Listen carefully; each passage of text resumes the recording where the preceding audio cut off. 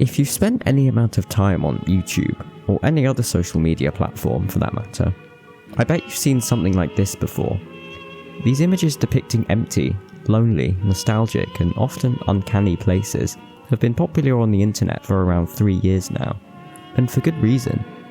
They have countless times been discussed in YouTube videos, shared on other platforms, and they make for a fascinating talking point with friends. They've even spawned an entire universe based on them, the Backrooms universe, with in-depth lore, an uncountable number of levels and entities, and many websites dedicated to explaining the story behind it. I believe the virality of these images originates from the compilations of strangely familiar places with unsettling music, as almost all of these videos get millions of views and hundreds of comments expressing their feelings of nostalgia and discomfort looking at these images.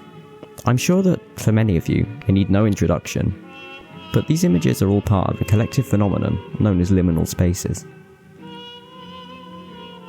Liminal spaces have been somewhat of an obsession of mine for around a year now, so this portion of the video is going to be me attempting to explain why I think that is, and why I don't think the strong interest I have in them is going anywhere.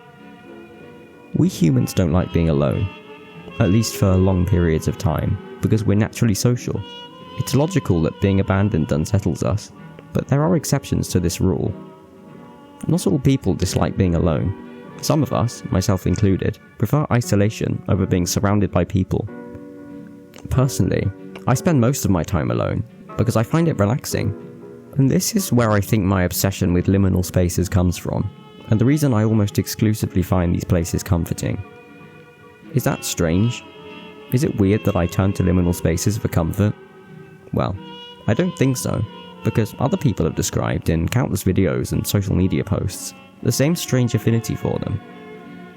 I'd wager that, like myself, most of these other people like spending time on their own. Think about it. If you're a socially outgoing person who loves being around others, if you would always attend parties as a child and prefer to dwell in social settings, you would likely be unsettled by depictions of these places without people, because it's unusual for you to see them in these contexts. Whereas, if you're fully used to existing in places with no one else around you, you probably wouldn't be as unsettled by an image of a social setting or a transitional space devoid of people. This is, in my opinion, a solid explanation as to why some people like liminal spaces, whereas others are disturbed by them. Now, I know I've given my reasoning for the varied feelings these images instill in us, but I haven't yet touched on nostalgic liminal spaces, and why they seem to resonate with the majority of people who view them. Despite the literal definition of a liminal space being a place that exists between 2 points, a starting point and a destination, liminal spaces don't always depict transitional places. In fact, most nostalgic liminal spaces show destinations, such as pools or darkened living rooms. Why then, despite technically not being liminal spaces, do these places often impart the same feeling in us? I think the explanation for this is relatively simple. We're used to seeing all of these blissful, bright, and happy places from our childhood, full of people. People give places life, so taking them out of a social setting creates an uncanny result. We remember places like this as being bursting with life, so seeing them devoid of it causes our brains to react to a situation that, according to our memories, shouldn't be possible. Therefore, we are often deeply disturbed by them. Even if we aren't, it's hard to look at these images without at least being somewhat taken aback. Now, that last explanation covers the reasons why these images often unsettle us, but it doesn't explain why we all seem to be nostalgic for the same places, despite never having been there. Remembering is important. All throughout life, we need to remember things that are relevant and that are useful to us. As a result of us needing to store so many memories as life progresses, memories from our childhood, as blissful, nostalgic, and happy as they may be, are gradually faded out. This effect is expedited by the fact that the part of our brain responsible for remembering loses neurons as we age. In turn, our oldest memories slowly become warped, faded, and obscured over time. The places we have visited in our childhood are included in these early memories, so naturally, they also become foggy. However, when we see nostalgic liminal spaces, for example, these warped memories resurface. Therefore, our subconscious tells us that we've been here before, because our memories are too non-specific at this point to tell us otherwise, leading us to assume that these places were ours, despite them likely being no one's. This is why oddly familiar places are labelled as oddly familiar, and why images and videos showing them are so popular. Now, I know I've mentioned them a couple of times, but I think it's finally time to talk about transitional spaces. While they're not the only types of liminal spaces, despite what the definition would have you believe, they certainly show up often when searching for liminal spaces, and they never fail to appear at least slightly uncanny. But why? Why do these normal places, hallways, roads, and other transition points appear so strange in these particular images, while they're quite literally the most common things in society? Well, I think I have an explanation. The nature of many people's lives demands them to focus on important things such as deadlines and work, to name a few. This means that many of us completely ignore things that we pass by or pass through that have no particular reason to be focused on. Be it a road or a hallway, we never tend to think about most of them for longer than a few seconds. This allows these places to be bare, repetitive, and unconcerned with identity. So when we view these spaces in images devoid of people and with no clear destination, these characteristics become uncanny. We may begin to notice things that we haven't before, due to the reason I just explained, that make us feel unsettled. Maybe the hallway is longer than it should be. Maybe it's oddly featureless. Maybe it repeats itself. These things only disturb us in the context of liminal spaces, as there are never any thoughts of our own, or people to distract us when looking at one of these images. The lack of these two factors causes the uncanniness to take center stage in our minds. There is also another subcategory of liminal spaces that I won't dwell on for too long, but I think is worth mentioning. While most of them instill discomfort in us by being unusually empty or eerily familiar, some liminal spaces use the aspect of the dark to achieve this. I believe the dark is a key factor in making these images work, as it creates an unknown in an otherwise familiar place. This is another reason as to why nostalgic liminal spaces are so unsettling. They depict a place that we see as comforting or happy in an unfamiliar context. If a school corridor, for example, is dark, that must mean it's nighttime, a time at which this environment should not be seen by us.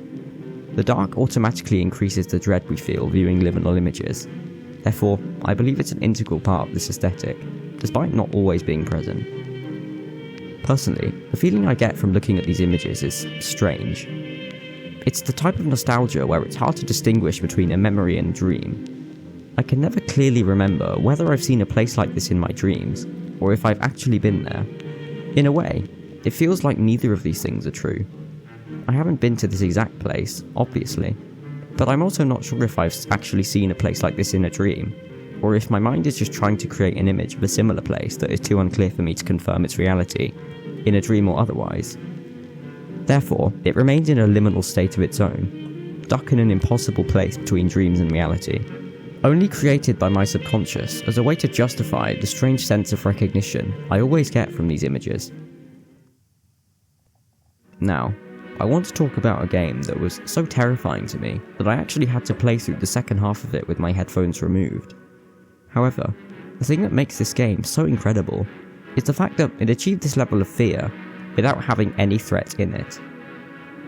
The complex found footage is a very popular talking point when it comes to liminal space videos, and I'm sure you've heard about it before, but I want to talk about why I personally think this game is amazing.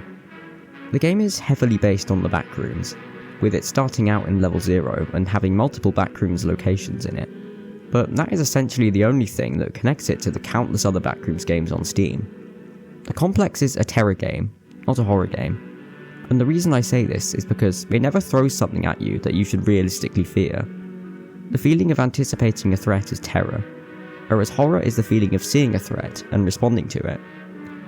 Most backrooms games are clearly horror games, as they are constantly throwing entities and hazards at you, but the complex doesn't do this. The game takes advantage of the typical trope of entities in the backrooms by simply taking place in the same environment. Because you're playing a game in this setting, you will likely be expecting to see an active threat at some point, an entity, a monster, something that is a danger to your life, something that your rational brain tells you to be afraid of. I always found myself thinking, as I entered each new level, okay, this has to be where I'll see the monster, I'm far enough into the game by now. But it never happens. The game never once confirms that you're not alone. It doesn't even imply, beyond one isolated incident where you hear music playing from a speaker, that you have company. The game's terror is genius, but it might not even be intentional. It simply takes advantage of the paranoia you will usually feel playing a backrooms game, and uses it to keep you perpetually unsure of your safety. This, combined with the inherent discomfort of Liminal Spaces, the game's intense atmosphere, and the insanely high quality graphics, creates a perfect storm for a truly terrifying experience. And that's why, at least in my opinion, the complex found footage is one of the best liminal space games out there. Now, I've already made it clear that looking at these images is strange, but I've always wondered what it would be like to exist in them, to physically be there, exploring a place that should have people but is completely empty.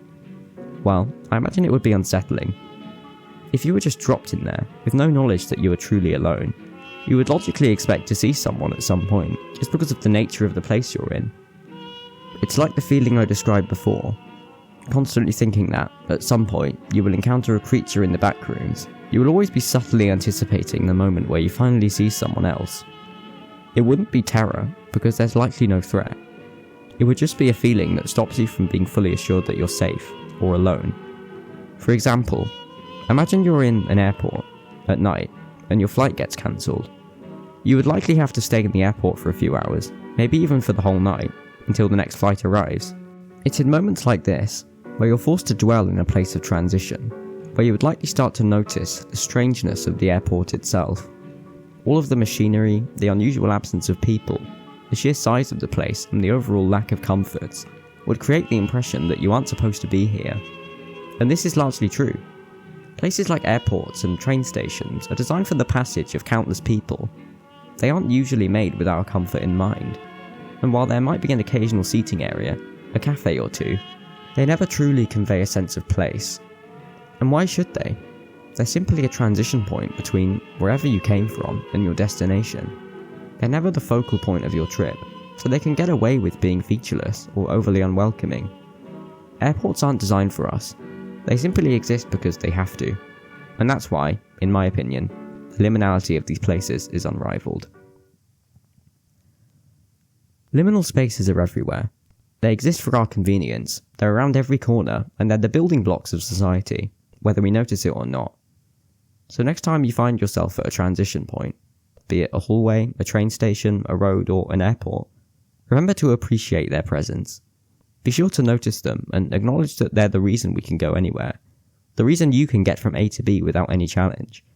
And while the busy nature of our lives may not allow us to focus on them, it might be nice for us to notice every part of the journey for once, not just our destination, but the places that take us there. Furthermore, while transitional spaces should be appreciated, the other side of the liminal space coin shouldn't be disregarded. The nostalgia is also important. These childhood places shape who we are. They're with us in our earliest years, and the memories of them bring us comfort. Never forget them, and never forget what they once meant to you. Thanks for watching.